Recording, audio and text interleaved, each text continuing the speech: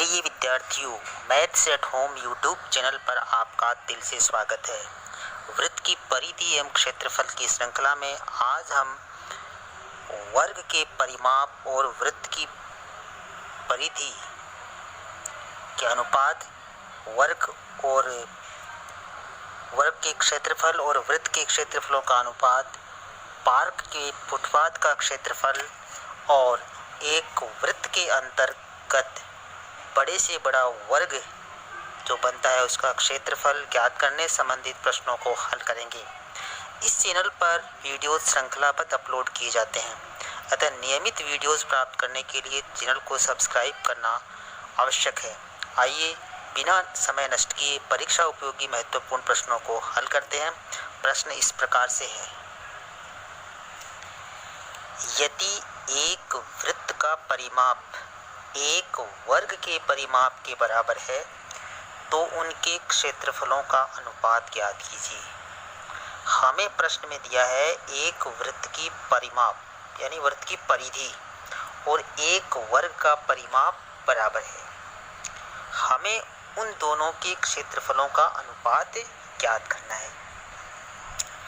मान लेते हैं वृत्त की त्रिज्या r है और वर्ग की भुजा x है। प्रश्न में हमें दिया है वृत्त का परिमाप अर्थात परिधि बराबर है वर्ग का परिमाप।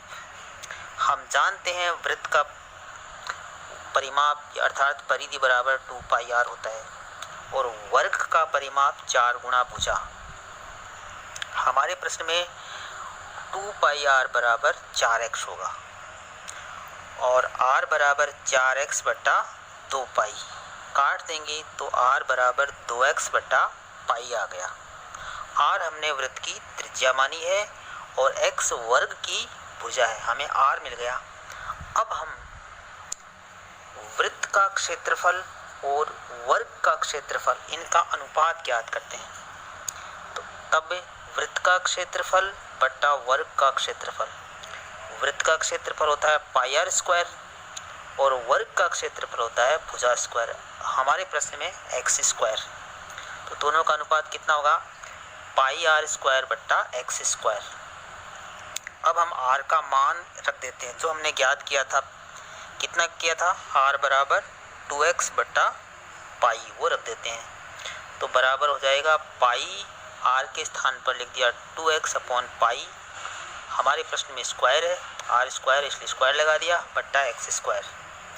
इसको हल करने पर पाई 4x स्क्वायर बट्टा पाई स्क्वायर बटा x स्क्वायर, इनको जो x स्क्वायर है वो कट गया, पाई से एक पाई कट गया तो हमें मिल गया 4 बट्टा पाई।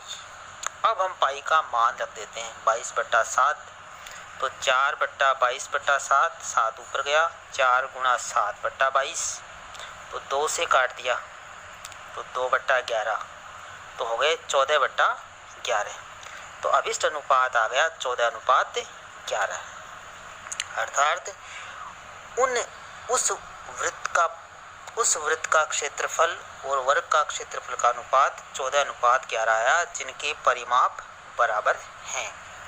आइए एक प्रश्न और करते हैं। एक वृत्ताकार पार्क की त्रिज्या 3.5 मीटर है। पार्क के चारों ओर 1.4 मीटर चौड़ा फुटपाथ बना हुआ है। फुटपाथ का क्षेत्रफल ज्ञात कीजिए। हमें क्या दिया हुआ है? वृत्ताकार पार्क की त्रिज्या दी हुई है 3.5 मीटर और इस मार्ग के चारों ओर फुटपाथ बना हुआ है। फुटपाथ की चौड़ाई दी 1.4 मीटर। हमें फुटपाथ का क्षेत्रफल ज्ञात करना है। तो एक तरह से ये रिंग बन गया, वलयिका बन गई, जिसमें 2 r1 और r2 त्रिज्याएं हैं। 2 वृत्त है, संकेंद्रीय वृत्त है, जिनकी त्रिज्याएं r1 r2 है। तो संकेंद्रीय वृत्तों में जो वलय बन रही है उसका क्षेत्रफल हमें ज्ञात करना है। तो यहाँ अंदर वाले वृत्त की त्रिज्या r1 बराबर 3.5 मीटर है और फुटपाथ की चौड़ाई 1.4 मीटर है, तो बाहर वाले संकेंद्रीय वृत्त की त्रिज्या 3.5 में 1.4 जोड़ देंगे यानी 4.9 मीटर आ गई। अंदर वाले वृत्त की त्रिज्या r1 3.5 मीटर आई और बाहर वाले वृत्त की त्रिज्या r2 3.5 में 1.4 जोड़ दिया तो 4.9 मीटर आ गई। अब हम जानते हैं दो संकेंद्रीय वृत्तों द्वारा परिबद्ध वृत्त का क्षेत्रफल, संकेंद्रीय वृत्तों से परिबद्ध क्षेत्रफल कितना होता है, पाई, फिर ब्रैकेट में r1 square minus r2 square होता है। दो संकेंद्रीय वृत्तों द्वारा परिबद्ध क्षेत्र का क्षेत्रफल बराबर होता है पाई r1 square minus r2 square. मान रख देते हैं, पाई r1 का मान 4.9 स्क्वायर माइनस 3.5 स्क्वायर बराबर 22/7। एक बार प्लस एक बार माइनस कर देते हैं, 4.9 प्लस 3.5, 4.9 माइनस 3.5। हम जानते हैं ए स्क्वायर माइनस बी स्क्वायर बराबर ए प्लस बी, ए माइनस बी होता है, इसलिए यहाँ पर 4.9 स्क्वायर माइनस 3.5 स्क्वायर को क्या लिख दिया, 4.9 प्लस 3.5, 4.9 माइनस 3.5। आगे इसको हल करते हैं तो 4.9 प्लस 3.5 8.4 हो गया, 4.9 माइनस 3.5 ये 1.4 हो गया। तो हमें क्या मिला, 22/7 गुणा 8.4 गुणा 1.4। इनका गुणा कर दिया तो 22 गुणा 11.76/7 और इनका गुणा आया 258.72/7 और भाग लगाने पर 7 का 36.96 वर्ग मीटर आ गया।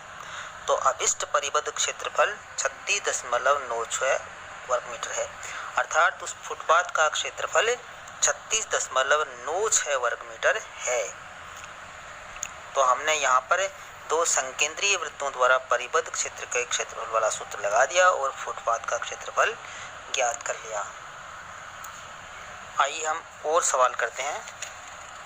प्रश्न इस प्रकार है, त्रिज्या 8 सेमी वाले एक वृत्त के अंतर्गत खींचे जा सकने वाले बड़े से बड़े वर्ग का क्षेत्रफल ज्ञात कीजिए। हमें दिया हुआ है एक वृत्त और उसकी त्रिज्या दी है 8 सेमी। इस वृत्त के अंदर बड़े से बड़ा वर्ग जो खींच सकते हैं उसका क्षेत्रफल हमें ज्ञात करना है। तो हम मान लेते हैं वर्ग ABCD है जो वृत्त के अंतर्गत खींचे जा सकने वाला वर्ग है। वृत्त का केंद्र O है और वृत्त की त्रिज्या OA बराबर 8 सेमी है। मान लेते हैं वर्ग की भुजा x है, तब विकर्ण बराबर वृत्त का व्यास है। हमारे यहाँ पर जो वर्ग का विकर्ण है वो वृत्त के व्यास के बराबर है।